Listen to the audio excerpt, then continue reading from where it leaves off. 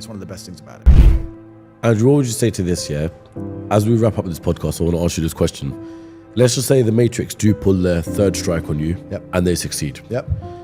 How do you want the world to remember you, and what's the impact you want to leave on people? I feel like I've lived a good life. I'm 37, and I would argue that I've lived more life than most 100-year-old men. I've done everything, been everywhere. I've made a mark, made an impact. What's life for? Well, life's to have children and to leave an impact and to teach your children things. Bunch of kids, done my job. So I don't want anyone to think I'm sad about it. It was a decision I made. I feel like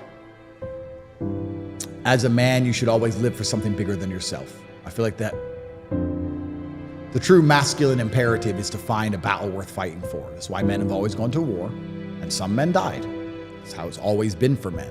As a man, your life shouldn't be about quantity, it should be about quality. And trying to live as long as possible, but being that porridge goo in the middle is not as important as living a shorter amount of time and getting to be the T-bone steak. So I want people to understand that I believed I was doing the right thing. I'm not a perfect person. Perhaps I made some mistakes, but I believed I was doing the right thing at the time.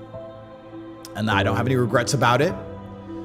And that I would like people to learn from my example and live true to themselves. And I think that the world can be a beautiful place when you're true to yourself. I really think that a lot of depression and a lot of sadness and a lot of discontentment with consciousness comes from the very simple fact that most men are not true to themselves.